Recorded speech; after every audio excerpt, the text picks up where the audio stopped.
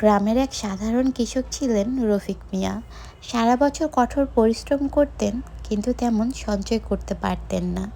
তবু তিনি আল্লাহর ওপর ভরসা রেখে রমজান মাসে সবসময় দান সদকা করতেন।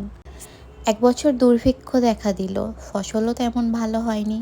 রফিক মিয়ার ঘরে সামান্য যা খাবার ছিল তা দিয়ে পরিবারের ইফতার হচ্ছিল।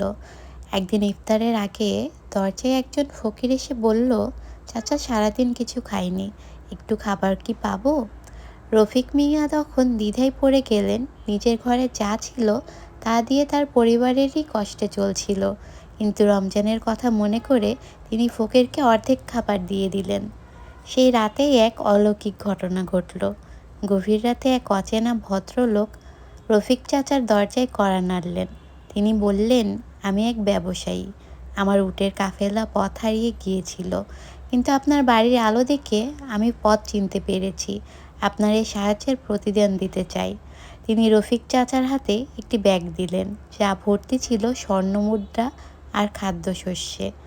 রফিক চাচা চোখে জল এনে বললেন, আল্লাহ যার জন্য দরজা খুলে দেন তাকে কেউ আটকে রাখতে পারে না। এই গল্পটি আমাদের শেখায় যে রমজানে কেবল রোজা রাখার মাসই নয়, এটি দান খয়রাত, আত্মত্যাগ ও আল্লাহর রহমত পাওয়ার মাস। যারা সৎ মন নিয়ে আল্লাহর পথে দান করে, আল্লাহ তাদের দ্বিগুণ প্রতিদান দেয়। তাই আমাদের সকলের উচিত কম বেশি যতটুকু পারি দান সদকা করা। এই মাস অনেক বেশি বরকত এনে দেয়। এক টাকার জায়গায় অনেক বেশি আপনার সওয়াব লেখা হয়ে যাবে যদি আপনি দান সদকা করেন। তো আমাদের উচিত এই মাসে অনেক বেশি বেশি করে দান সদকা করা। কখনকার ভাগ্য পরিবর্তন হয় তা বলা মুশকিল।